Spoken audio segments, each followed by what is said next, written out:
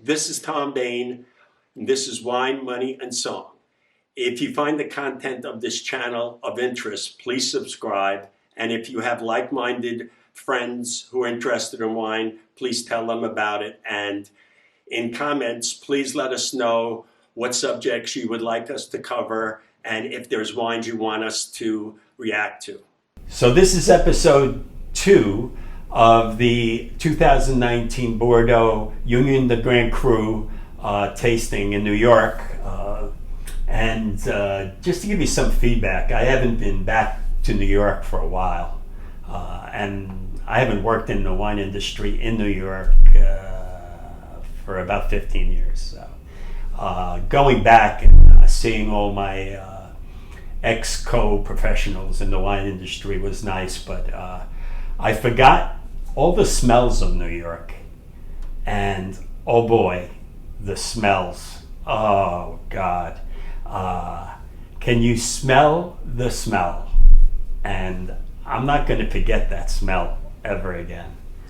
And it's still there from the 60s, 70s, 80s, but it's kind of morphed into something ultra smelly, stenchy, but that's New York. You get everything. You get the beauty, you have the beautiful women, you have the beautiful architecture, the buildings, and you have this great tasting. So I count myself being lucky being here at that tasting, but it's good that I go home to the suburbs and the calmness. So to go back to the other appellations, the Almedac, the wines that I like, and Canamerel is an outstanding wine. Canamerel, very, very good. Mouly from Mouly, Chaspleen is always reliable. I'm surprised that Sauternes Malais is not there, which is a favorite of mine too, but they were not there. Let's move to Margaux. Now, Margaux, to me, and it's always been a lot of underperforming chateaus in Margaux. And you would figure there'd be new ownership and people would come in and improve the wines. There's a lot of underperforming Margaux. And in this vintage too, it was hit and miss, the Margaux, hit and miss. But Chateau Margaux wasn't there, so obviously. And Palmer is not there also. But to me, Rosanne Seglas, the last 15 years, they're number 3, and sometimes they knock on the door of number 2.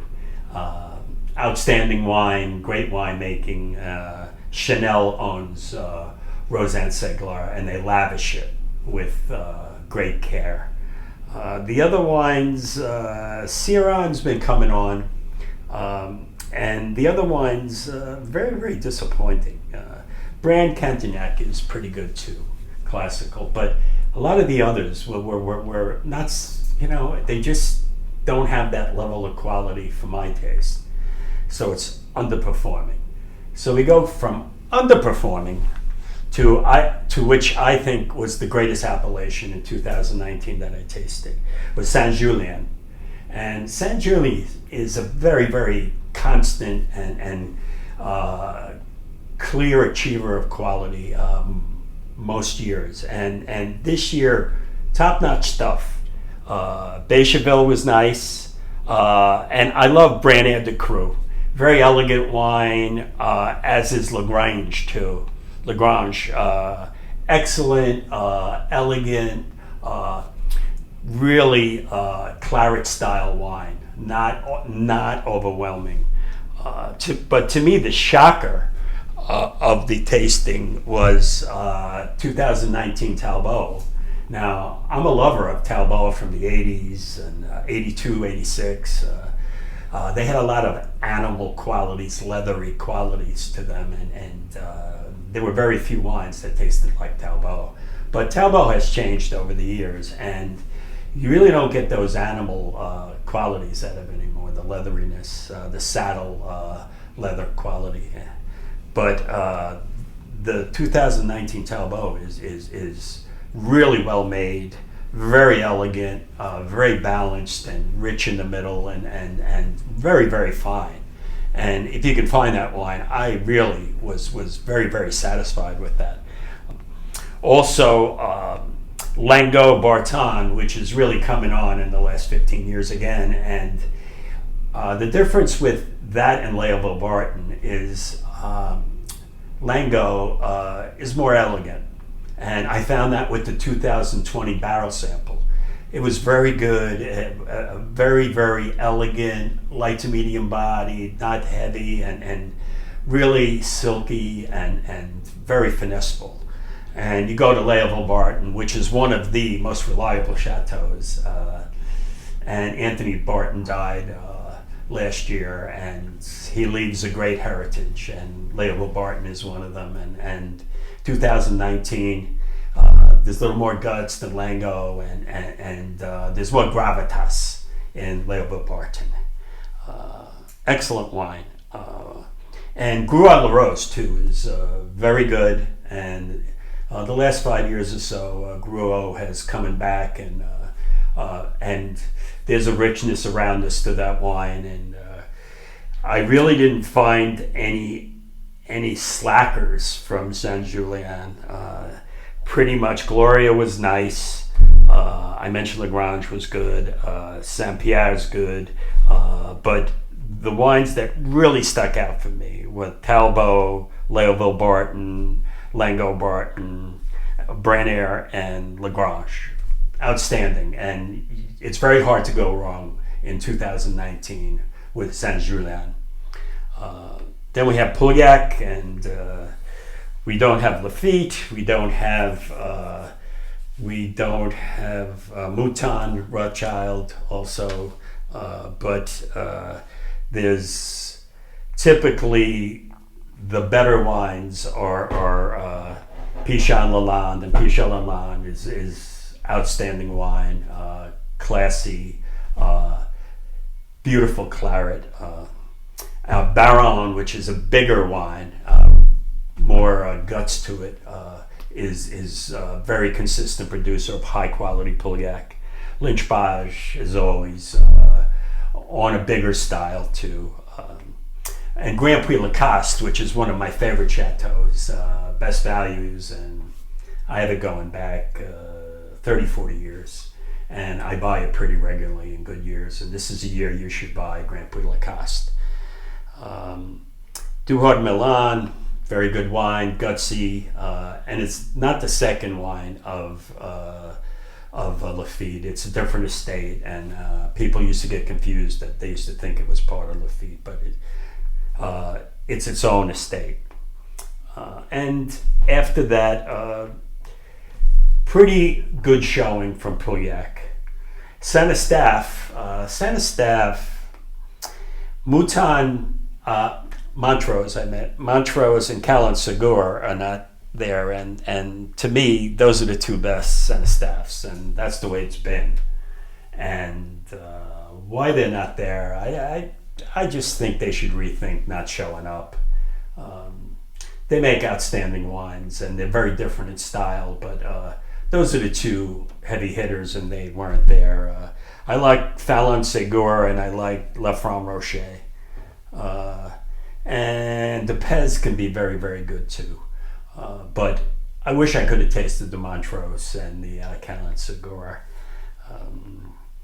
And that pretty much fills it out. And I think that the 2000, now I didn't do the Sauternes and the Barsacs, and pretty much the same estates. I love Coute, I love Doisy Vadrine, and the Fog, Lafray Paraguay, Rain Vigneault, Raysac, Souterreau, they're all, I haven't had a vintage of Sauternes in the last 15, 20 years that really is not high quality, but you have to love rich, sweet wines, dessert wines. And it was a very good vintage for Sauternes Barsac.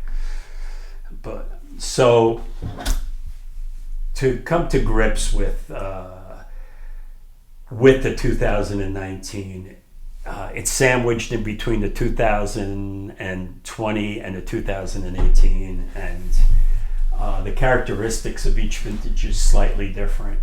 The 2020s, when I had them out of barrel, are very powerful wines, very powerful. The 2018s are more spotty, but there are some outstanding examples that are better than 19 and 20. So you really have to be selective, and I understand the 18 Talbot is very good too. I haven't tasted it, but I've heard from a few people who I trust. But the 2019 seems to be the sweet spot. They have some outstanding wines, and when they came out, COVID was running amok, and they were priced very cheaply.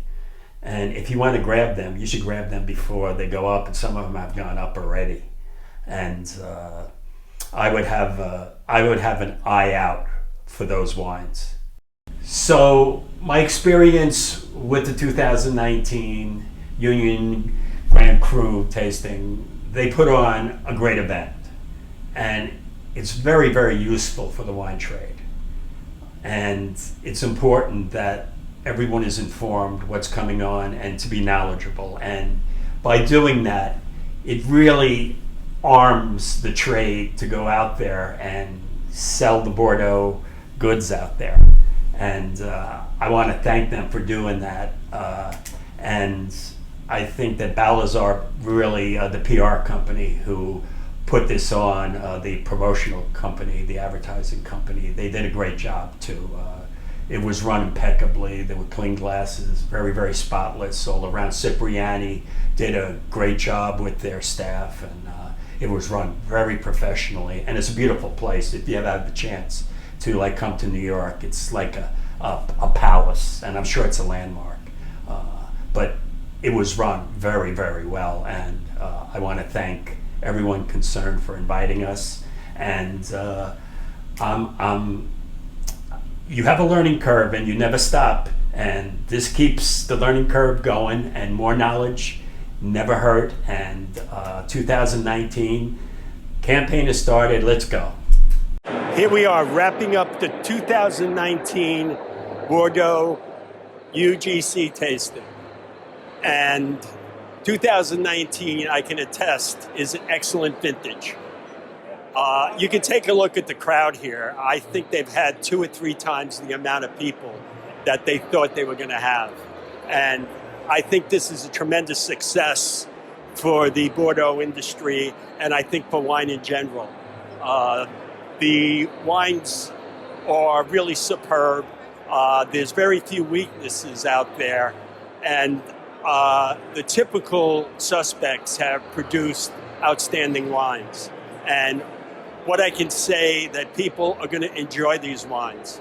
And it was a great opportunity to taste the finished product in bottle. We have 2018, 2019, and 2020 that are excellent to outstanding vintages. And 19 is right there. There's some outstanding wines. And go out there, and if you have the chance, try these wines and procure them early, because the price is not going down. So it was a great experience, and find out for yourself. 2019, that's it.